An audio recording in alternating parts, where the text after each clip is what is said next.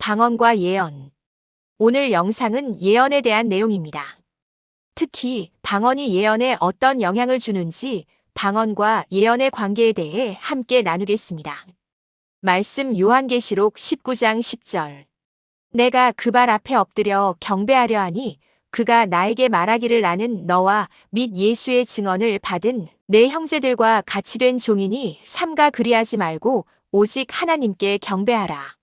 예수의 증언은 예언의 영이라 하더라.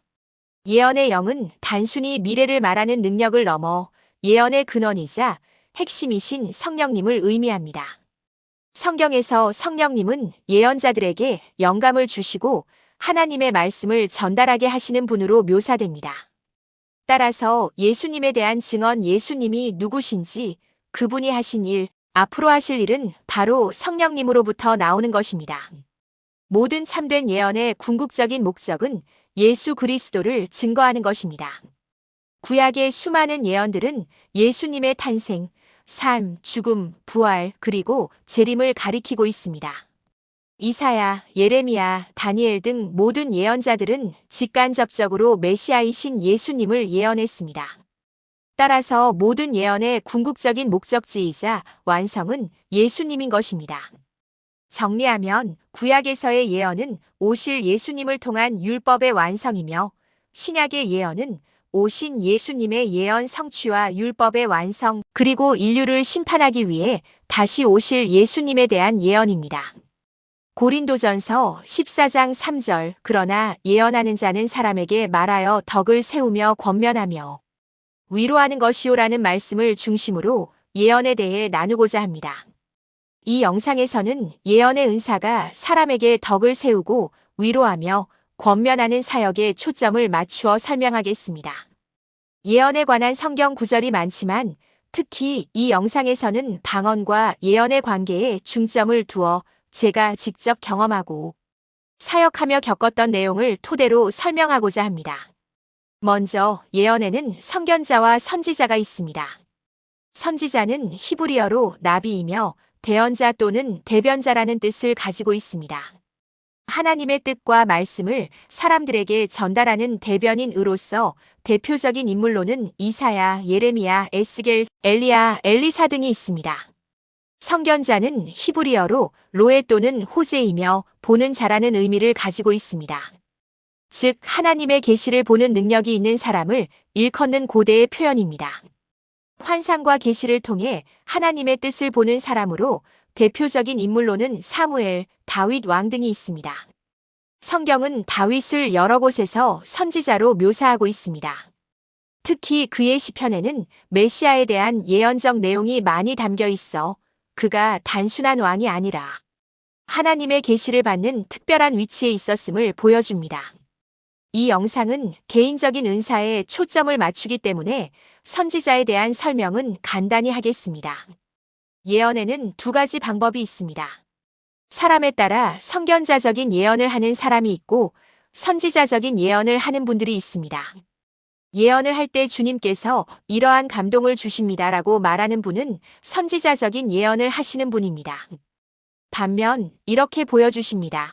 또는 보이는 것이 이러이러합니다라고 말하는 분들은 선견자적인 성향을 가지고 예언을 하시는 분이라고 생각하면 됩니다. 또한 선견자적인 특성을 가진 분들은 꿈을 통해 계시나 예언을 받기도 합니다. 그래서 저는 예언 훈련이나 사역을 할 때 먼저 꿈을 자주 꾸는지 그리고 꿈이 예지적인 경우가 있었는지 물어봅니다. 그러한 상담을 통해 이 사람이 어떤 예언적인 성향이 있는지 분별하고 사역을 진행합니다. 그렇다면 방언과 예언은 어떤 관계가 있을까요? 고린도전서 12장 10절에서 방언과 예언의 은사는 개별적인 것이라고 말씀하고 있습니다. 어떤 사람에게는 예언함을, 어떤 사람에게는 영들 분별함을, 어떤 사람에게는 각종 방언 말함을, 어떤 사람에게는 방언을 통역함을 주시나니 방언의 두 가지 종류 외국어와 영적 언어. 이전에 말씀드렸던 영상 3에서 방언은 누가 하는가에서 방언에는 두 가지 종류가 있다고 설명해 드렸습니다. 첫째는 다른 나라의 언어 즉 외국어 또는 대인 방언입니다. 이는 사람에게 말하는 방언으로 사도행전 2장의 오순절 사건에서 나타난 방언이 여기에 해당합니다.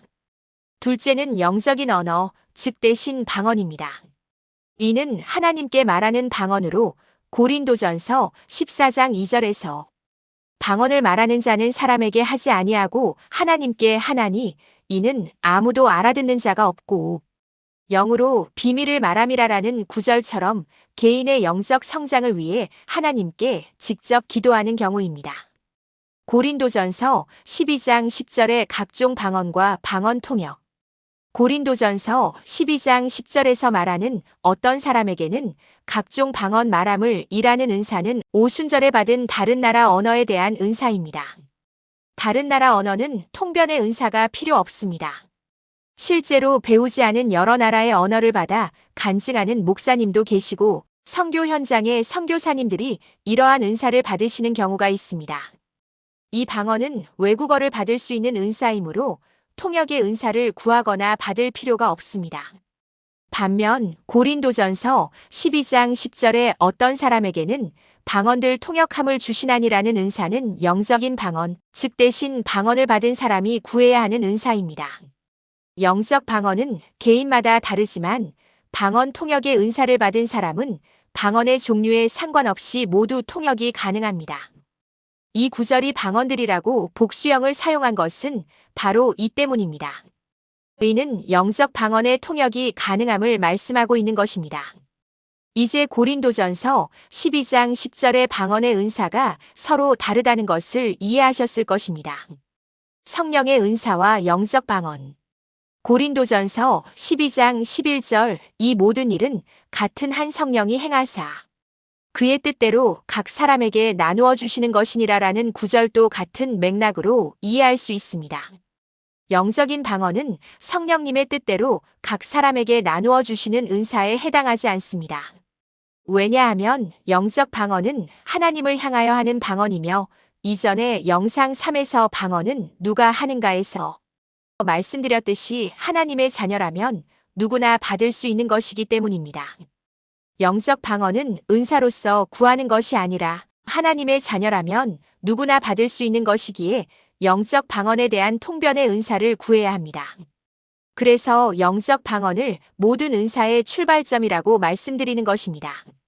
지금부터 말씀드리는 방언은 영적 방언임을 미리 알려드립니다.